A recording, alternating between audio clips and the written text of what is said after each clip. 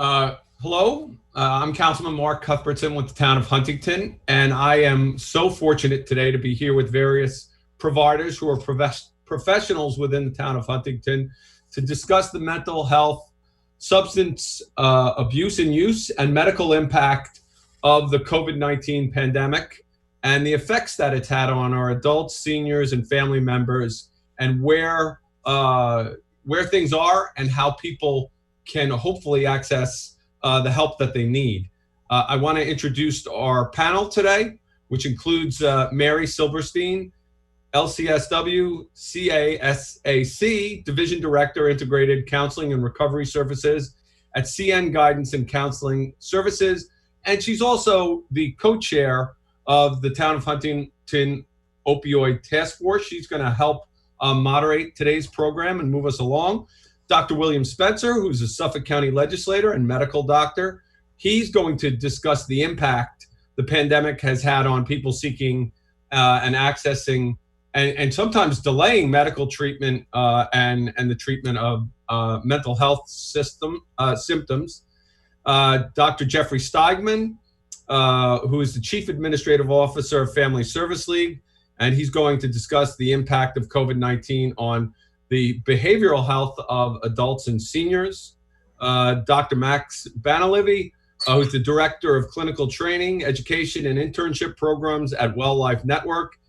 He'll be speaking, among other things, about suicide prevention and intervention, well as the impact of COVID-19 on children and adolescents. Barry Zaks, LMSW CASAC, Program Director at the Town of Huntington Drug and Alcohol Counseling Center. He's going to speak about the impact the pandemic has had on adolescents, adults, and family members as it pertains to substance abuse. And last but certainly not least, Dr. Ami Shaw, who is a psychiatrist in the Town of Huntington, and she will speak about the psychiatric impact of COVID-19 on people and their ability to access medication. And we're going to give everyone about 5 minutes, not a strict time limit, of course, and hopefully have some interesting follow-up discussion thereafter. So let me hand it to you, Mary. Thank you, Mark. And everyone, I really appreciate you coming together today. This is such an important topic. And people in our community really need to know what they may be experiencing because of mental health, substance use issues, and medical issues as it pertains to COVID-19. And they need to know also where to get the help. And so I really appreciate you coming together and joining us today. I'm going to go in the same format that Mark just, or the same area that Mark just talked about. So we'll start off with Dr. William Spencer. Doc? Hi, good morning. Can you hear me okay? Yes. So I apologize up front if I do get connected, but I think I have a pretty stable signal. And Mark, first of all, I just wanted to thank you for putting this forum together. I'm very honored to be here. Mary, thank you for coordinating and hosting. And I've been asked to discuss some of the impact of COVID-19 and how people are interacting with healthcare.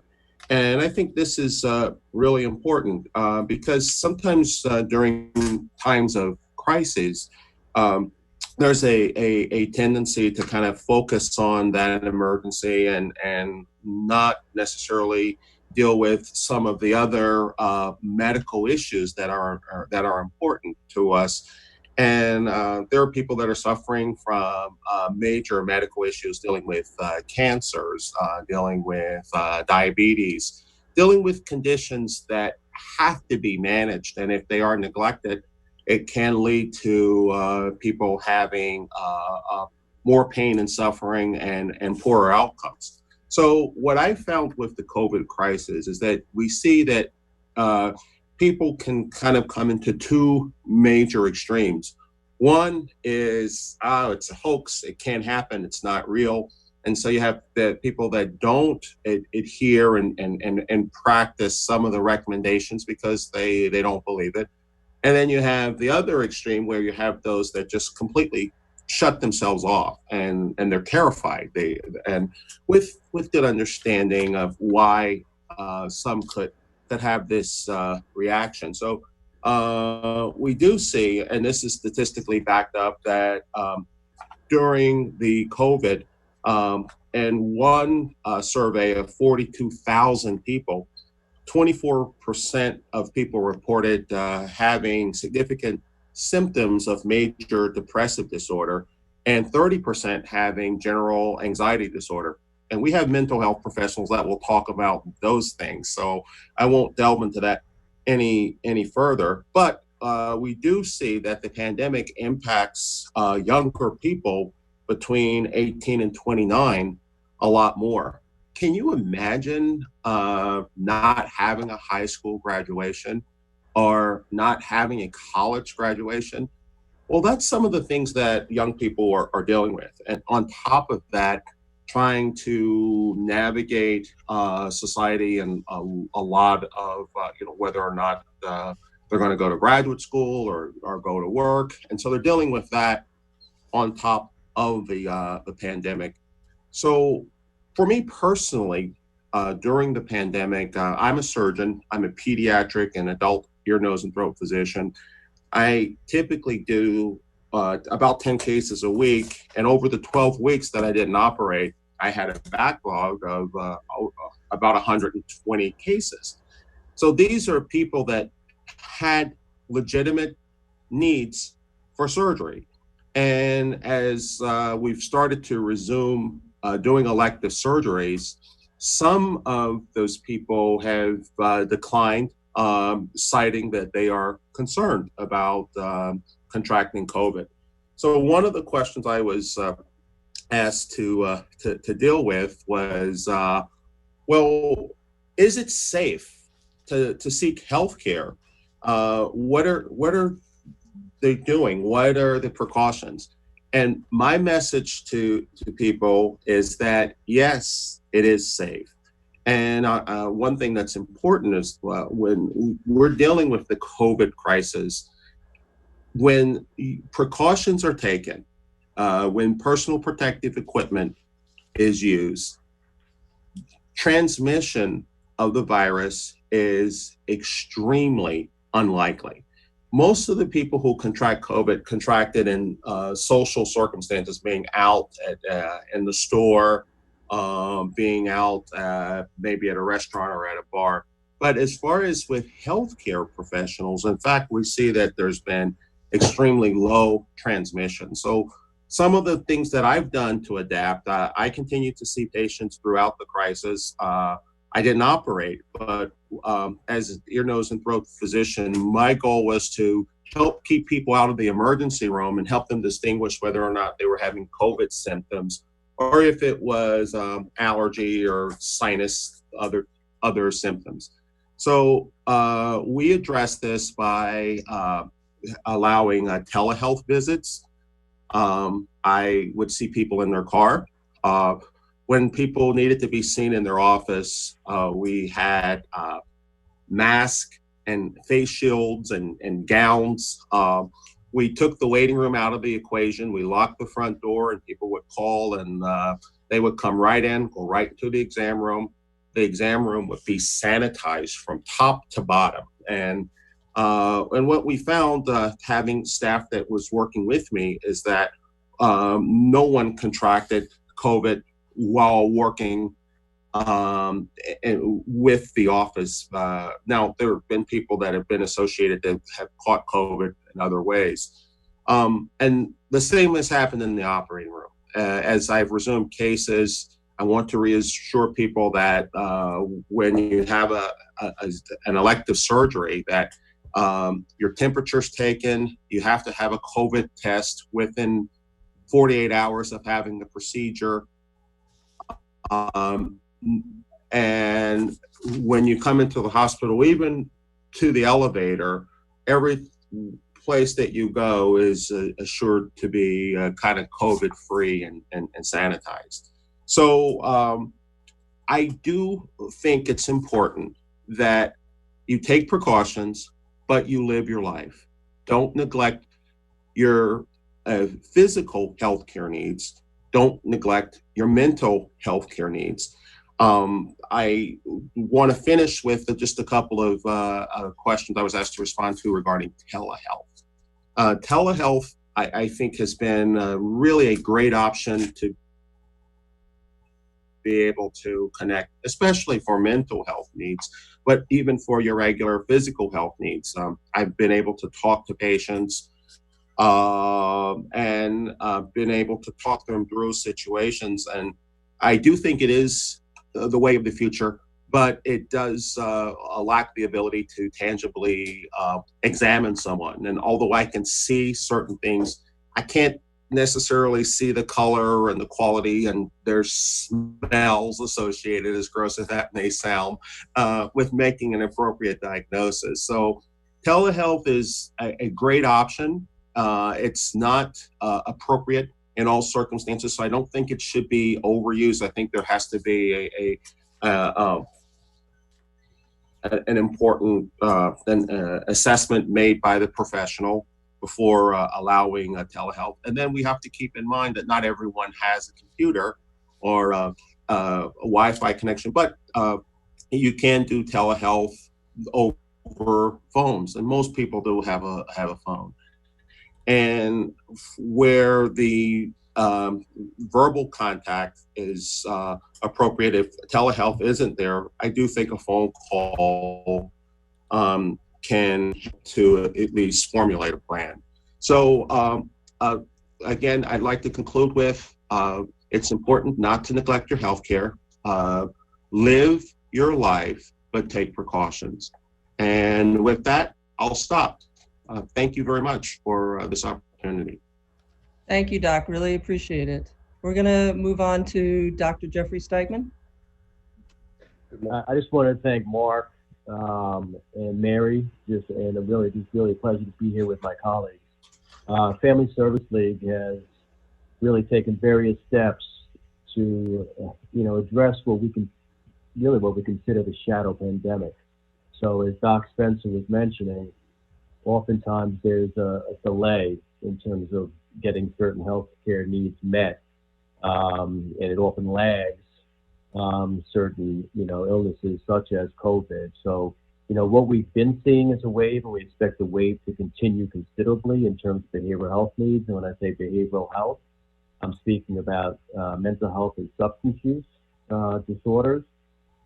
So the demand has been very significant in terms of above baseline. So we have actually seen quite a bit of an uptick in terms of demand. And, as Dr. Spencer was mentioning about telehealth, just from a precaution standpoint, we made that Herculean effort in about 3 days after, or not even 3 days, 3 hours after, the shutdown occurred. We moved all of our clinic services to remote clinic type, virtual services. So we're still operating virtually. We have about 175 staff members that are using secure telehealth, and they're connecting with clients virtually, and our productivity has actually increased quite a bit from baseline, and that just goes back to that demand. We've really tried to use creative approaches where we're able to conduct group sessions in telehealth. We're able to do remote virtual drug testing from a chemical dependency standpoint. And we've really been able to stay connected. Our, applications in terms of people seeking care, has continued. And I'll speak a little bit about that at the end in terms of how anyone who needs care really can obtain that in a seamless way. But, what I really want to talk about is, how COVID has really exacerbated various conditions like Doc Spencer had mentioned: anxiety, post-traumatic stress disorder. We've seen, a lot of deaths of despair, and that's the term that was coined based on substance use relapses, opioid overdoses, and an increase in suicides. as we all know, too well. So I think, when it goes back to, some of the common denominators, it's all about access. It's all about being able to connect to care, particularly during the challenges that we're facing with COVID and the disconnection that occurs. So there's increased social isolation. There really is, a sense of hopelessness. And it's so important to be able to have the services in place to be able to address it. So one thing I will mention is that back in 2019 in March, Family Service League opened up the first crisis stabilization program on Long Island, and it's located at 90 Adams Avenue in the Hauppauge Industrial Park. It's open 24/7, 24 hours a day, 7 days a week. It is a program that is meant to deal with crises. Anyone that is having a behavioral health crisis, where they don't need to go to an emergency room, they can get connected to care. That program did not close during COVID. We did obviously exercise extra precaution. Sometimes use telehealth within that program. But it remains a program that's open, viable, and often is a point of care and a point of access for many people. Connected to DASH, we have mobile crisis teams that are able to go out into the community as needed to be able to address people's needs. And we also have a 24/7 hotline. So oftentimes individuals can call the hotline when they're seeking care, whether it's, care with one of the FSL's 10 clinics that are throughout Suffolk County. So there are 7 mental health clinics and 3 chemical dependency clinics throughout Suffolk County. But the hotline number can address any situation that's occurring and also connect them to care and make sure the connection is successful. So that number, that telephone number, which is an important resource, is 631-952-3333. And that's the number for anyone in crisis or anyone who is looking to get connected to care. So, that's really what I wanted to share. I just want to piggyback a little bit on what Doc Spencer said. Telehealth has been a wonderful extension. It has increased our capacity. We were using telehealth prior to COVID, but not to the scale that we're using it now, obviously. So this really expedited moving everyone to this option in a very quick manner. But it's, there are people that don't have a Wi-Fi connection, don't have smartphones. The lifting of the regulations during this emergency has been critical, particularly for those folks where you can conduct telephone sessions, whether it's older clients, whether it's just those without the resources, and that's been invaluable because that keeps that connection. So, I hope that will continue as long as needed, and I really do think that it will continue even after COVID because I think the benefits have been quite apparent. And I think, the one thing I'll say is that, at least from Family Service League standpoint, we do plan to, over the summer, begin to bring staff back, but in a very planful way. We will do it in a staggered approach. We will do it exercising all of the precautions that are needed. We will screen people that come on site in terms of their temperatures, ask screening questions. We will provide everyone with a mask. But we'll continue to use a hybrid approach. We're going to continue to use telehealth as well as have some on-site services, just so the density of the amount of people on site is less, and we're not creating any exposure. So I think this is, again, unprecedented times. We will continue to navigate this path, but do it in a way that is prudent and makes the most sense. So with that, I just want to really thank you, everybody, again, and it's been a pleasure. Thank you, Joe. We're going to move to Dr. Max Banalevi. Max? Good morning. And thank you, Dr. Steigman. I was asked to speak to a couple of things. One with the increase in suicides among the community, as well as talking a little bit about the impact of the pandemic on youth and the families. I'll start speaking a little bit about what's really happening in the community with regard to suicide. Prior to pandemic, in America, we were experiencing actually an increase in suicides already. So as you can imagine, many of the factors they affect the suicide rate and perhaps result in some people thinking about the suicide were very much pushed to the forefront by the pandemic. That obviously was increase in stress, increase in economic complications and loss of jobs. It was impacted by the grief and loss, and many people were forced to grieve in a way that they were never had to do before. And it's really they're left with some essentially unfinished business, because all the rituals and all the process that people were used to, and all of us were used to, were put aside because of the pandemic. So the suicide rates have increased. One of the things that we need to really think about is that the environment in general is ripe because of all this stress and pressures and all the dramatic changes in lifestyles that people have had to do. And most importantly, in some ways, the interruptions with the connections that people had as a support system in the past, they were compromised.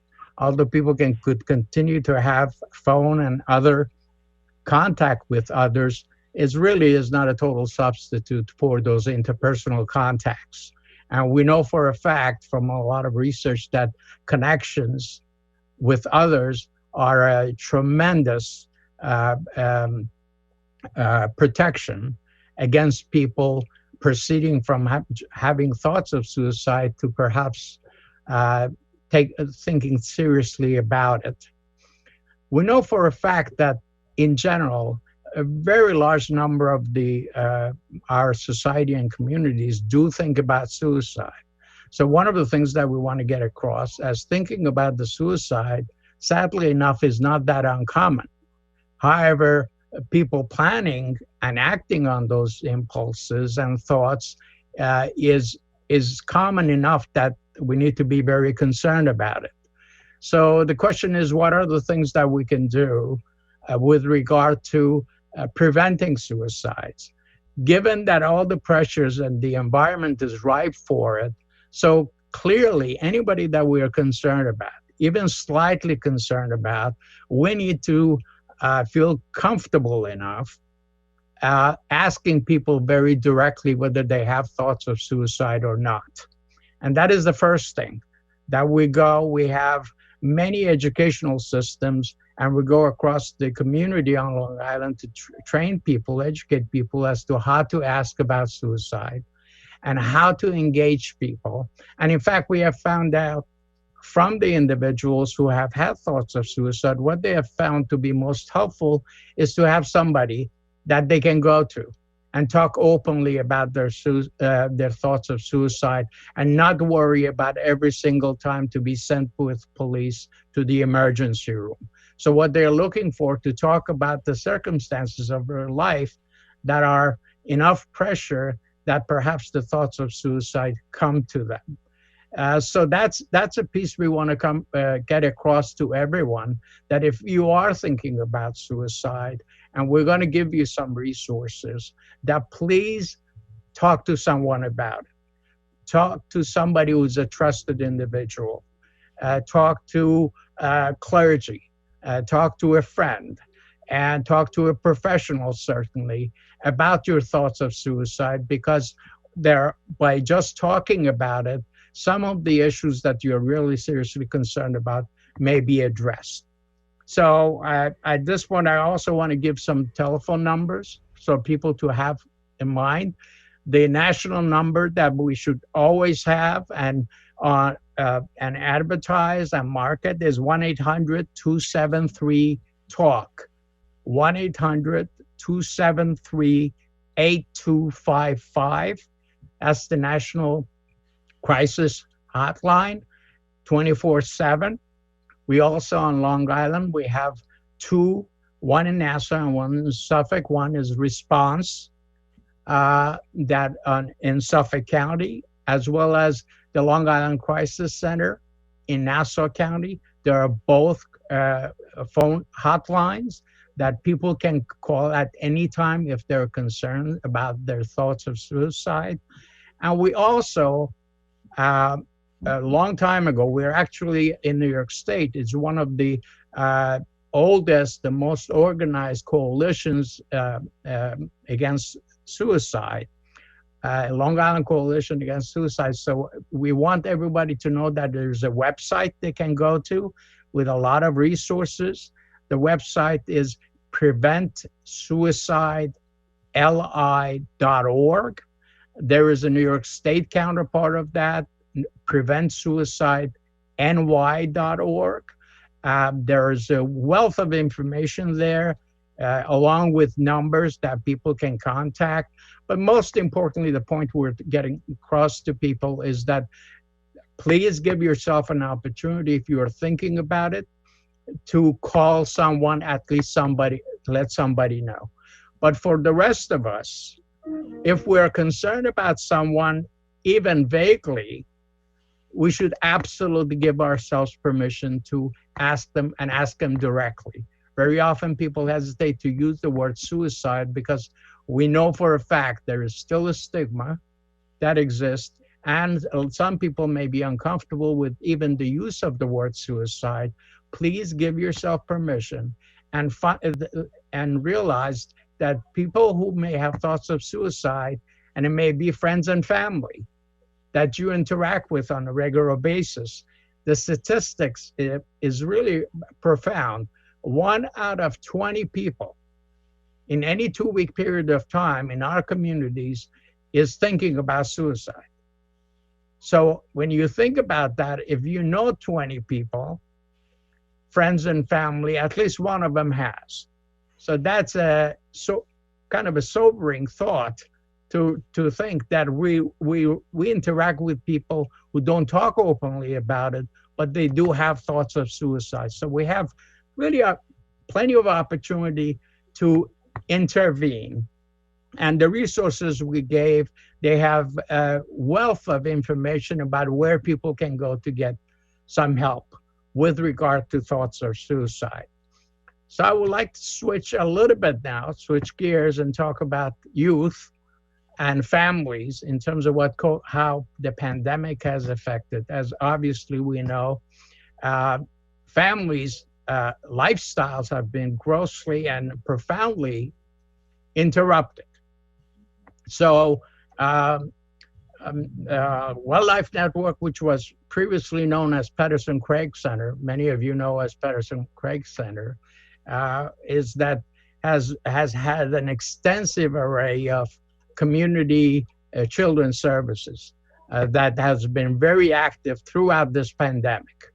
We, in fact, did some research during this period of time to really kind of get a sense and take the temperature of the families and children, and with the parents and caregivers in particular.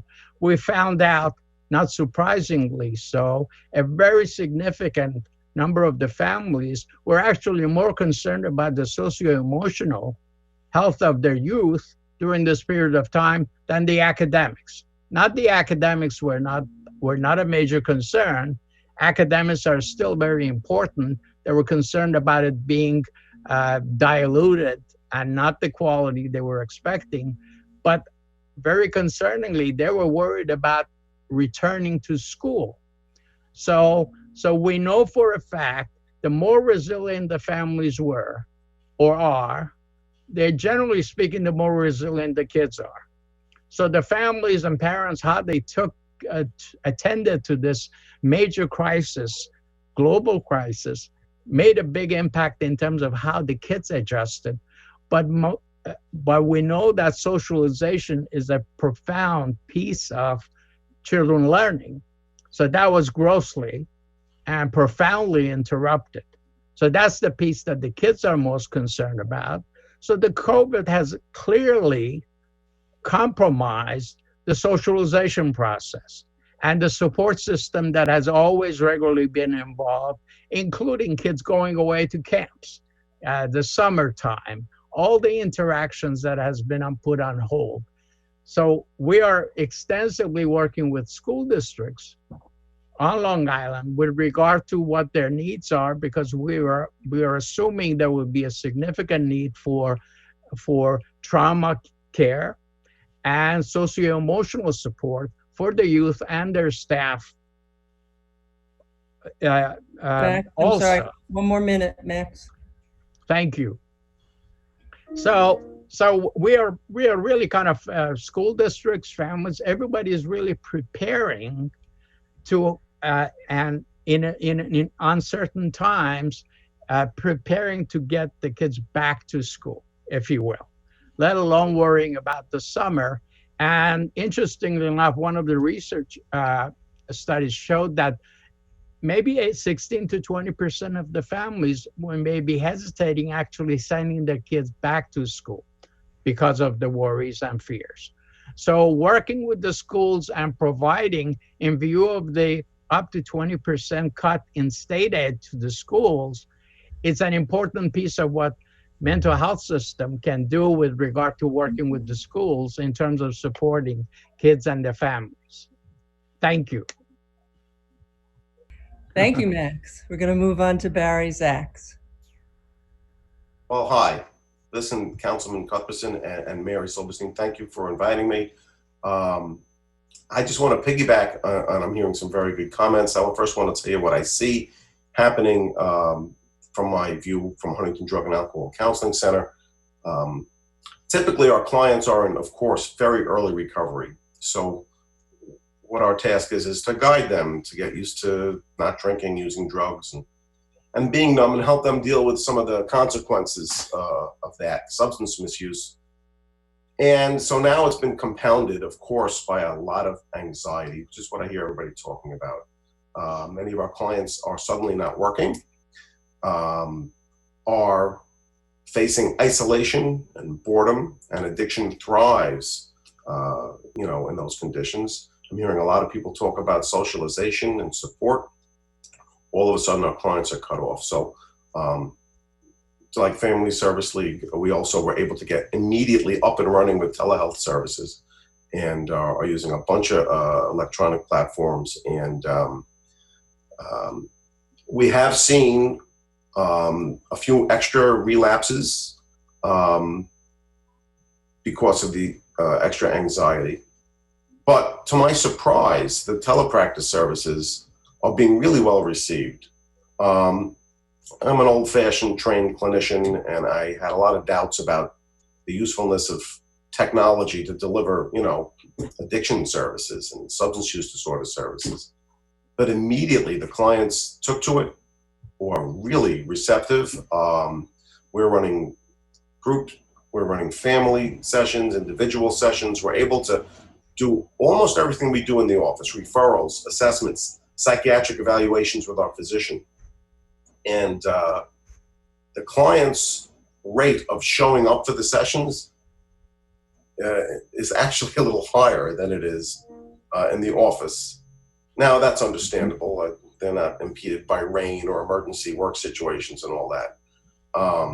And I like what Legislator Spencer said. Look, best practice to me is still face-to-face contact. But there's a lot of usefulness in this. And I'm really heartened by our clients' reception to it. A lot of the clients have expressed reservations about coming back to the office. So we are planning reopening without rushing, slowly, cautiously.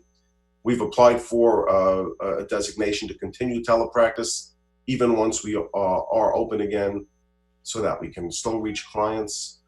I'm hopeful that maybe out of this, the use of telepractice will help us reach and engage people that maybe we ordinarily wouldn't have been able to. People with social anxiety, people with fears of contagion now, which is going to last for a while. So I'm hoping that out of this, the technology will be added to our usual palette of services. We've been operating remotely. We have a reception number. It's 631-738-5481. We're open Monday through Friday. And I expect that our clients, will continue to use these services. Despite a couple of extra relapses, the clients were able to re-engage with us quickly. Out in the community, the self-help programs, Alcoholics Anonymous, Narcotics Anonymous, is extensively using Zoom and other technological platforms. So we're helping our clients sort of regain a social support system. And within Huntington Drug and Alcohol Counseling and out in the self-help community, I've met and spoken to individuals who've been able to get 30, 60, 90 days in recovery, abstinent, and working on themselves without ever going to a live counseling session or self-help meeting. And that has exceeded my expectations. So I'm looking forward to being able to get more face-to-face, with people. But in the meantime, this has been working really well. And I do have that vision that down the road, this telepractice will stay in addition to face-to-face contact, and they can supplement each other. But I'll tell you, the political climate is unstable, the social climate is unstable, and the extra levels of anxiety that I hear all the other professionals talking about are very apparent, So we've been focusing a lot of our treatment on that as well. We call it the elephant in the living room. Everybody's looking across from each other and pretending it's not there. So besides our typical discourse and guidance and counseling on issues related specifically to alcohol, drugs, and family stress, we are making sure to bring out this elephant in the living room and to get clients talking about it, because our goal is to really get people connected. And technology is doing two things. It's connecting people in new ways and enhancing a certain divide at the same time, So we're trying to communicate the message that we're all in this together. And again, to my surprise, really, the clients have been almost unanimously receptive to that. So I'm feeling very hopeful about what we're going to be able to continue to do at Huntington Drug and Alcohol Counseling Center. In the meantime, my only concern is we're not getting the number of phone calls and new clients that we normally do. I think people either aren't aware that we're open or maybe not receptive to the technology. I think once we're slightly starting to reopen and offering technology, that we'll get back to a normal census. But in the meantime, the town of Huntington is offering things like this forum, and I'm hoping that helps carry the message and get the word out. So thank you for having me. Thank you, Barry. We're going to now move to Dr. Amit Shah. Hi, thanks for having me.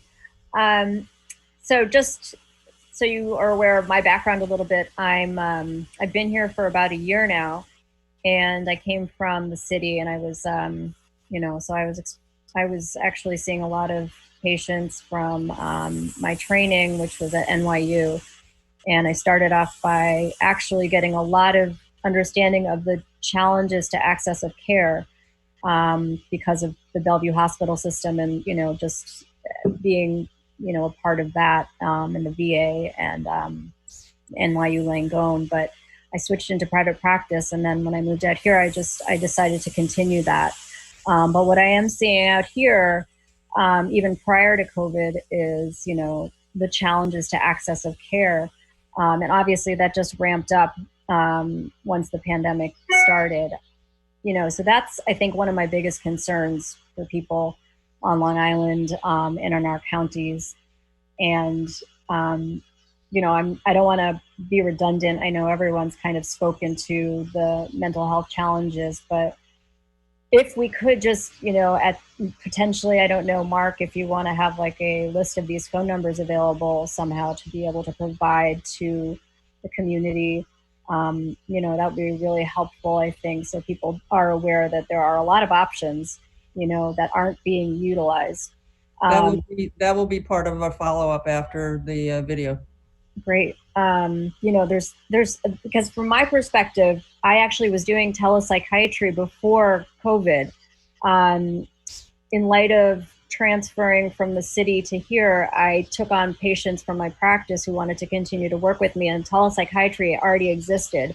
So, maybe I'm aware of many more people involved in this technology, this use of technology within my profession than people are aware of. And now, even if you go online, there are several hundreds of companies that offer telemedicine and telepsychiatry and telehealth. But telemental health, it seemed to really be, one of the initial, telemental health seemed to be one of the initial options in medicine that was put out on an online platform. So it's pretty great that I've been able to be a part of that, and I'm seeing a huge increase obviously in the rise of these companies that are offering healthcare, mental health care, and who accept insurance. So that's a big deal. And I think that's the other issue that I've been running into a lot, is that people, want to see a psychiatrist, and their psychiatrist is not in network, and so they have to go out of network. And if you do have out of network benefits, I suggest that you really look into those and make sure that you're aware that there are a lot of psychiatrists who don't take insurance, but who will accept out of network insurance. So, that being said, that just increases the access even more. So basically, I just want to say from my perspective, yeah, there has been a huge challenge in, people obtaining their medications during this pandemic. I know we had talked about, what is the barrier there, and I've been getting a ton of phone calls just based on Google searches from people who need refills of their medications. And unfortunately, I can't just refill a medication without seeing a patient, and I've been doing this virtually. However, it's not so simple, like as I said, because of insurance reasons. So these patients who are calling me are potentially finding me online, and, ultimately what is happening, which I'm hearing, is that they weren't able to access their previous psychiatrist. And perhaps it was because of COVID that, people aren't doing office visits, or they're temporarily shutting down their practice, or whatever it is. But, my advice is to just find a physician to help you get somewhere. Find someone who can help you, start to pursue the mental health treatment that you need, and you will find someone. And I think that, obviously it's not ideal, but I think it'll definitely starting the process somewhere will be helpful, because just to piggyback on what everyone else is saying, really, like, this pandemic has created just a lot of hysteria. I mean, overall, people are highly anxious. Depression is coming out. Bipolar symptoms usually emerge in the springtime. So I'm seeing a lot of that. Even psychosis, is there. And I'm seeing it across a huge range of the population as far as socioeconomic and, age range. So, adolescents into adults in their 60s are really suffering from this, the impact of this pandemic. And, to be isolated, to be living with your family in a situation that you're not used to, and, to be exposed to a different way of life has created a lot of anxiety for everyone. And so anxiety is the number one word here, I think, but, that's just an umbrella term for everything people are experiencing under this pandemic. And I can list the number of symptoms I'm seeing and types of things I'm seeing, but it's everything, and it's every type of person, and it's, you know, it doesn't matter, you know, if you had a history of mental health, it could have just started to emerge in this situation too, which is concerning. But also, again, the silver lining is that there are, you know, the resources are really ramping up online. So, you know, and I myself am back in my office a couple days a week, and with taking proper precautions, you know, as the other physicians and clinicians had described. So we are doing, you know, in-person office visits, but we are also continuing to do telemedicine and mental health. And, you know, just so people are aware, there are really helpful websites out there if you need to find access to care, such as the National Alliance on Mental Illness, it's NAMI, NAMI.org, and the Substance Abuse and Mental Health Services Administration, that's SAMHSA, SAMHSA.gov. These are really great websites that are up to date on all the resources available nationwide, actually. And then just to piggyback again on the suicide prevention hotline, which is really, truly important to just have 1-800-273-TALK. So, you know, as far as what we have locally, you know, the Life Center is where I have an office, and so there are several different types of therapists there who have different areas of expertise, and so you know, it's a very good resource. The Life Center is located in Huntington by the Paramount Theater. I myself I'm a psychiatrist. I do genetic testing and telepsychiatry, and also in-person visits too. And then we talked a little bit about the substance abuse portion of things too, but Mountainside Huntington also just recently opened up, and prior to the pandemic was pretty new. But that's also an alcohol and drug abuse treatment center. So these are just a couple of, you know, things that I just wanted to put out there. But yeah, again, I think the biggest issue I'm seeing is access to care, and, you know, just being able to provide whatever resources will allow for that access to care is going to be huge at this point. Thank you. The big issue for us has been how do we get the message out to people that that help is there, and I think the more that we have things like this, that does help. You know, certainly, I know that opiate overdoses have totally increased. We did make a lot of headway last year. There was, I think, a 25% decline in overdoses, as well as this year. Now the last stats I heard, we were, I think, either 40 or 45% ahead of last year at this time in regards to overdose opiate deaths. So it's a big issue. You know, certainly as Max, Dr. Benalevich spoke, you know, suicide has been an issue, major issue in regards to veterans, major issue in regards to all different age groups. But COVID-19 is certainly, you know, increasing our stats across the board. You know, and as you know, thankfully we have, you know, the programs that we have. You know, DASH is an excellent referral for people who are in crisis, and having the availability for 24/7 crisis care is important. I do, if somebody could speak about domestic violence, because I know that domestic violence has shot through the roof as well, due to certainly various different issues. People are in their houses, and it's you know, they're together. And if somebody could speak briefly about domestic violence and some of the issues that are coming up and where people can get help for that as well.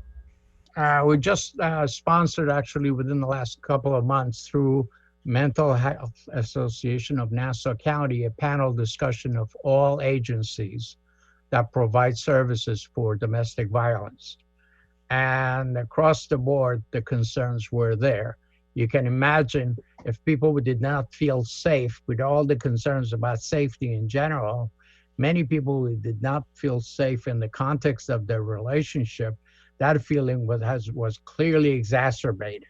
So many people who were being victimized found themselves to be captive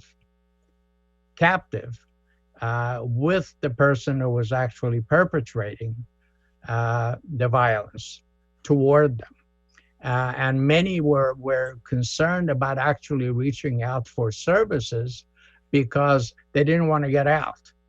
And in some situations, the COVID was used even as a weapon with some people in the context of domestic violence. So we certainly have seen an increase.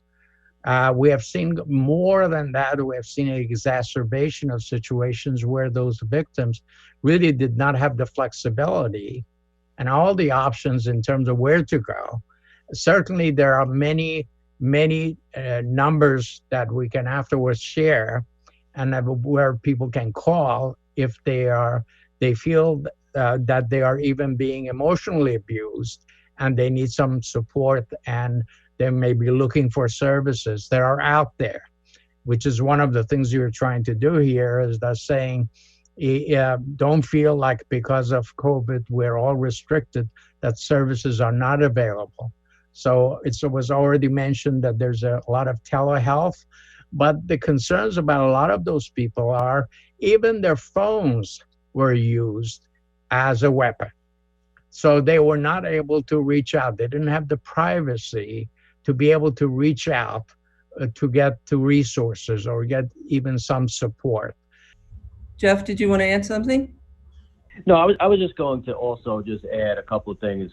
So yes, I mean, here's a situation where, domestic violence, as you said, the stats are staggering in terms of, COVID and the interrelated stressors. So here's a situation where, these things are interrelated. We're looking, Family Service League is looking to do some work with some of the domestic violence agencies, whether it's Long Island Against Domestic Violence or on the East End, the Retreat, because, as has been mentioned during this call, prevention and access is critical.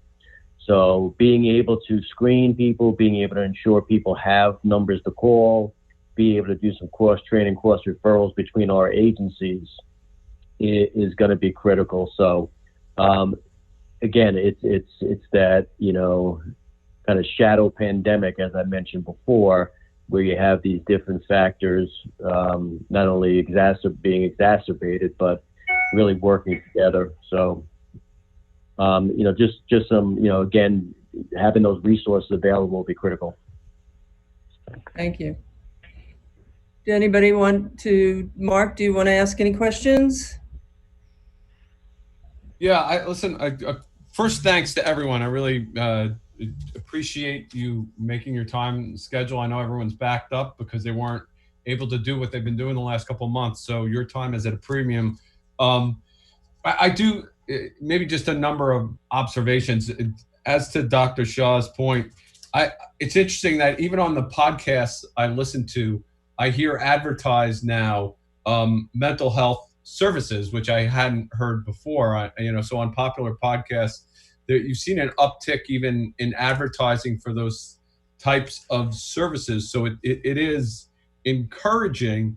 And obviously, one of the panelists, I think it was Barry, said, we're in a time of political and social upheaval, and we really do see that. I mean, just the anxiety level that you can reach, even if your state of mental health is above average. I'm not sure that that's a way that you can characterize things, but if you turn on TV or look at news headlines, it is so anxiety inducing, and the triggers. And even in my own home, I've told my children, I have 3 children who are at home, can we just shut CNN off for a little while to help with the anxiety level? Life will march on, it'll get better. And to have that as the background noise of our day, I think is difficult. And on the same lines of, adolescents, teenagers, young adults, it was so interesting. We had a Zoom call of all of the valedictorians in the town of Huntington. and kids who were, super high achievers, and asked them, what is it that you missed this year? And it really was the social aspect of things. By that I mean the in-person social aspect, right? I mean, we have social media, which is almost a misnomer, because it's not social. It's not that sort of in-person contact that we know people need, and is so important to people's mental health and their well-being. And it was striking with these young people, for them, each to point out that, yeah, the milestones, the prom, the senior cut day, although I'm not sure any of them were cut in class, all those types of things, that would have been great, but it was the human connection with their cohorts that really was the thing that was so difficult. And I know if you have young children, grandchildren, whatever it is, you're seeing that is, and that can lead to such difficulties. So I'm wondering about how that reaches across the divide in your disciplines, that in-person, the lack of that, what you see day to day with that.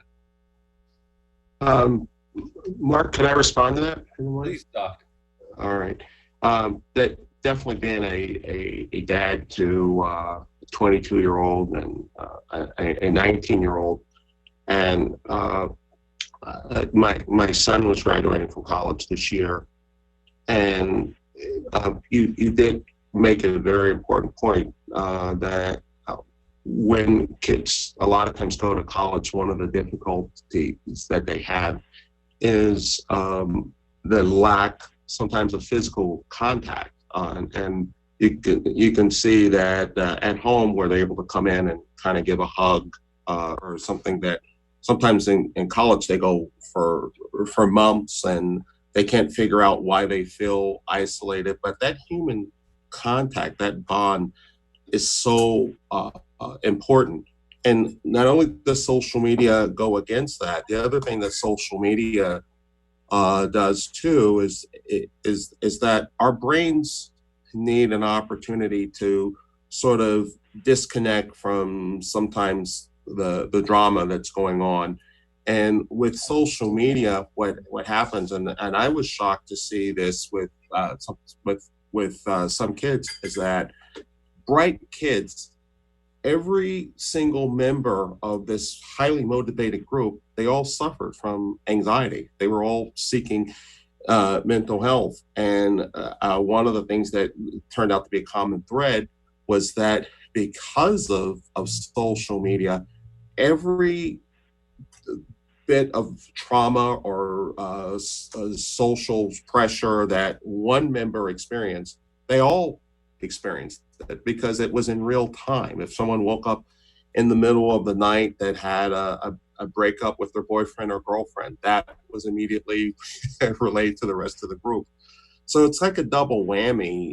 You get the social isolation, but you're not able to get the contact and touch you get in real time, but yet you're connected with all of the emotional trauma of that their entire circle of friends are experiencing. So it makes it that much tougher. So you really bring up a very valid point, and I think that's important as far as pointing those things out to helping them cope with these issues.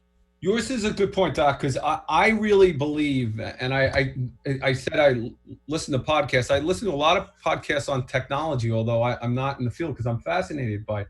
But I really believe there is a day of reckoning coming for social media platforms and what they're doing purposely to the minds of young people. And some of it, it's just sort of whatever we would say teenage envy, and I'm not there and my friends are there. But there are other things that they control, that they really do. And I tell you, disturbing an online trading platform called Robinhood that really gauges itself towards the mind of young males, and gambling and options and all these other things. And that not only, right, is there the lack of in-person, but the social media that's there is incredibly anxiety producing and doing some bad things if we're not on top of it. And I really do. And I know I'm a little off topic, but if you're turning to that in these times, there are some of these things that are just,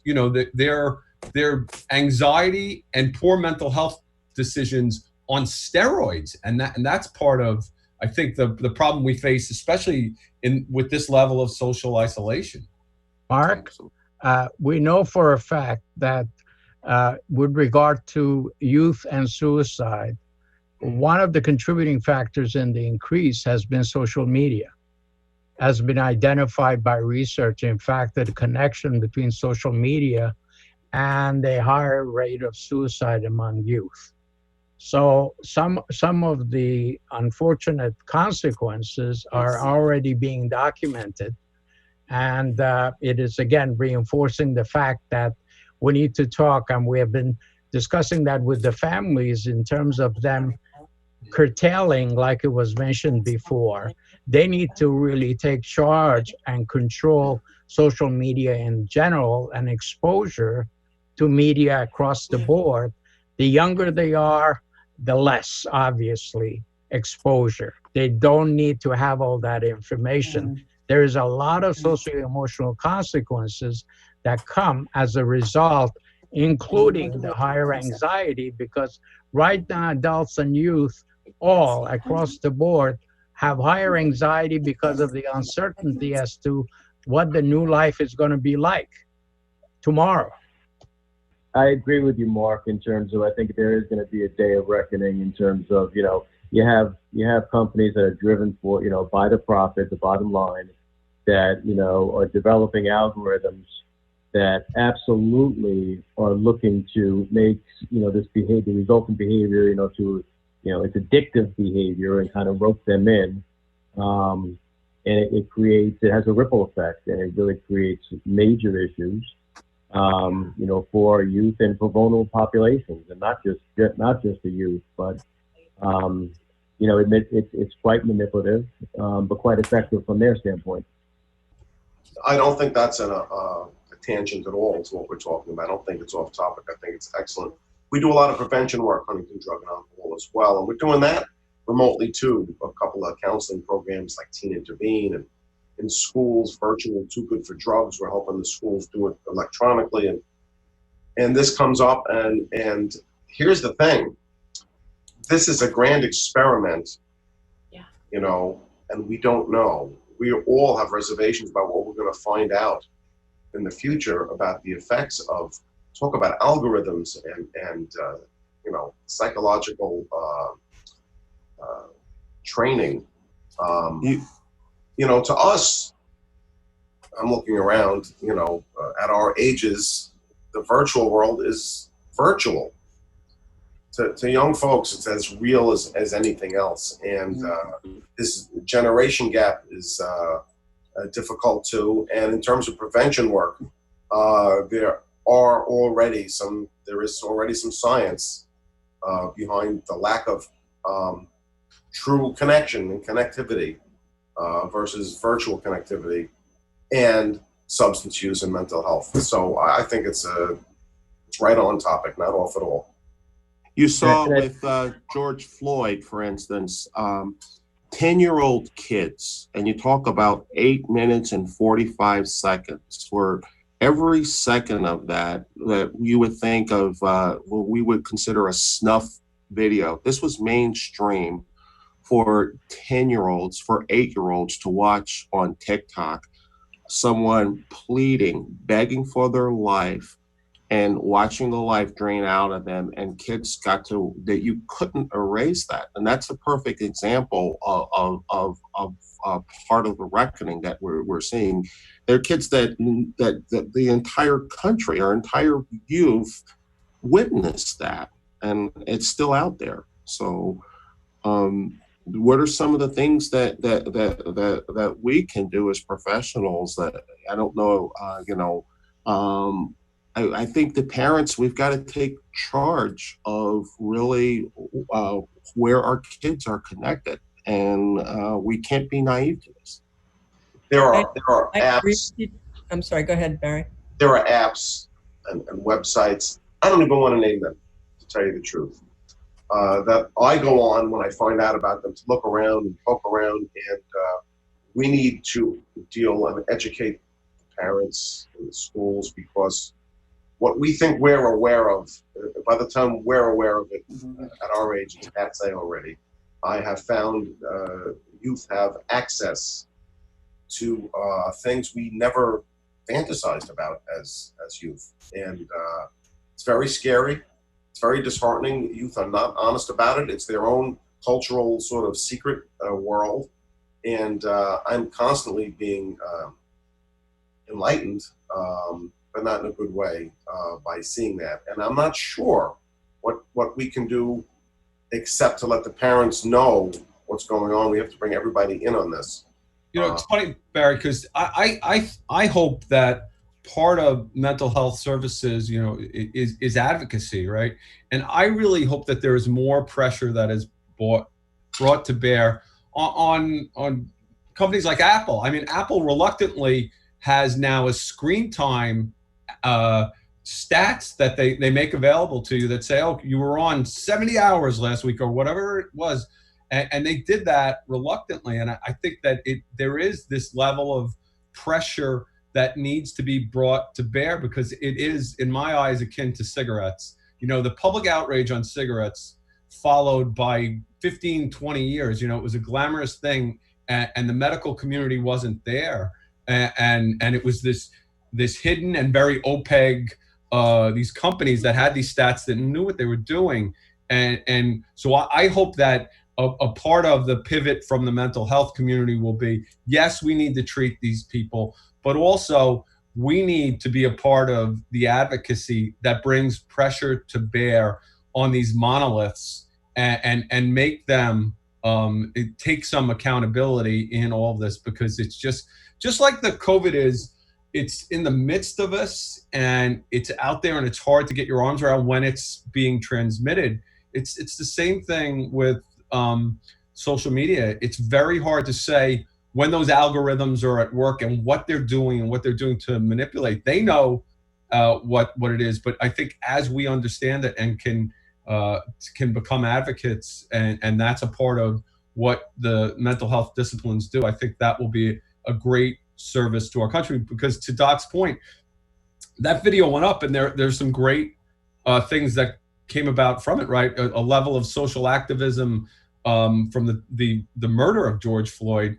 So there are some positive offshoots, but there are obviously some very negative consequences as well. Mark, this is an opportunity for you maybe to have another panel discussion on this topic, because commerce going forward is all about online commerce, and youth are probably the largest consumers, and businesses have every opportunity, every reason to target youth.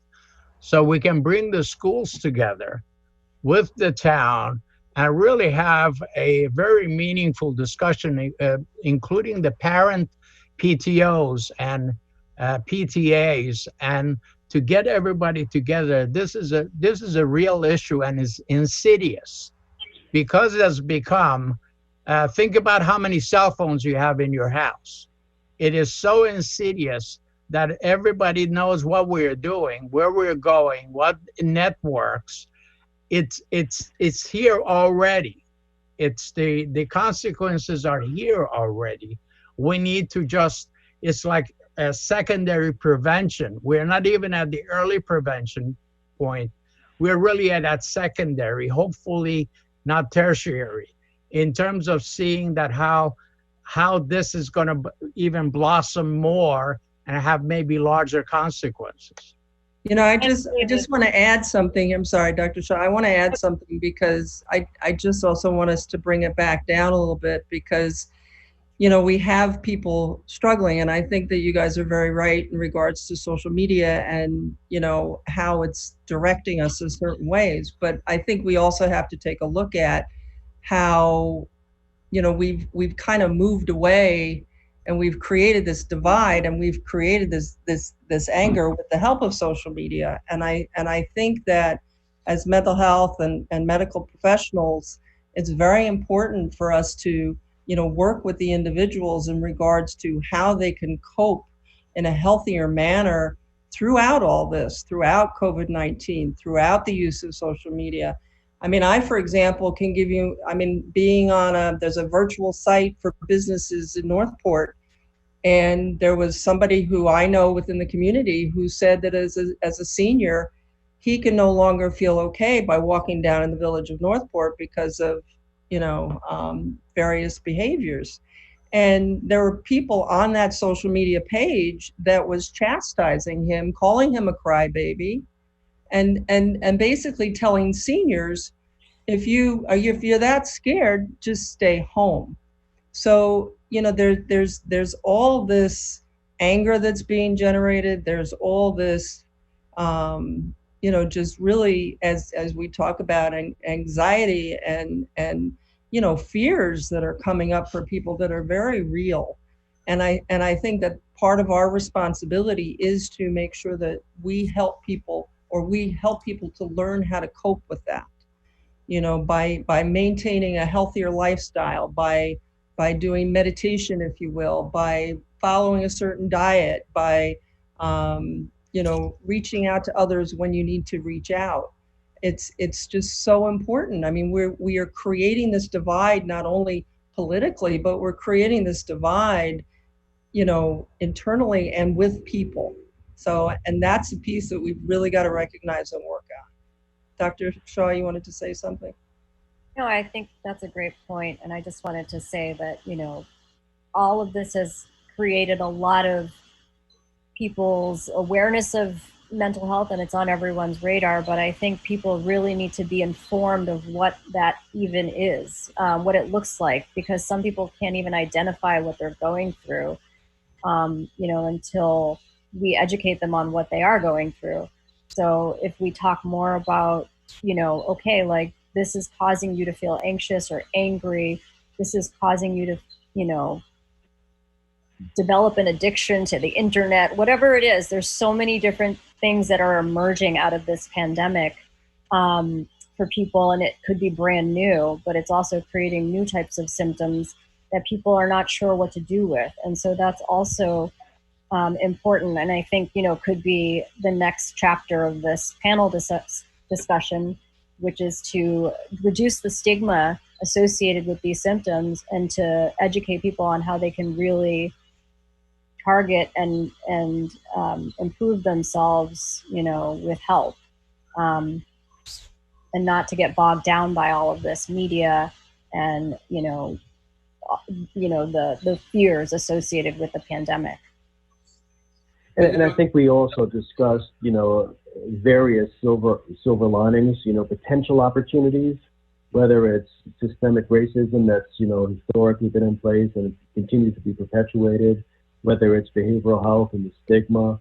I think there are, hopefully opportunities that we'll act upon and learn from and be able to, really, continue to leverage, whether it's telehealth, increasing dialogue, open, transparent dialogue, and being able to lean into conversations that have historically people have been reticent about and really have not talked about, but hopefully this will give voice to things that really need to be heard. And, take behavioral action steps and not let this pass as just another situation where we didn't do something different. Jeff, I buy that completely, whether it's a crisis like COVID or the political situation. Technology is a tool. It's neither good nor bad. This is our opportunity to find out how to use it, to connect people instead of divide people. And that's on us, actually. And I think that's what Councilman Cuthbertson was talking about. Yeah, and we're happy to host, a follow-up along the lines of what Dr. Shaw is suggesting. Maybe it's maintaining your mental health in a post-pandemic world, and what are the steps? Because you all have done just a terrific job of laying out in your disciplines what are the impacts we're seeing and trying to come to grips with those impacts and everything that it means. But maybe as we evolve in the next couple of weeks and months, we can get back together and say, here are some successful strategies that we have seen that could be helpful to you as you face, as Mary, you said, I mean, it's so, we see it so common, and we see the anxiety level of people walking down the street with one with a mask, one without, and just confronting that, and how much stress that involves that you would have never thought of. The concept of going on an airplane, maybe, or what the various permutations of social interaction takes. But if people don't feel safe, how much anxiety and stress it leads to. So I want to say a really heartfelt thank you to our panelists: Mary Silverstein, William Spencer, Jeffrey Steigman, Max Benalevy, Barry Zaks, Ami Shah, all for their terrific words of wisdom today and insights, and along the lines has been suggested by Dr. Shah. I think we're going to make it a point of having a follow-up where we look at some positive things in terms of what are some strategies that we can talk about, and resources, because I think we will put up all of those resources, but what are strategies and resources for dealing things in the weeks and months ahead. So thank you all for your time, and have a great day. Mark, thank you too for giving us the opportunity. Really appreciate it.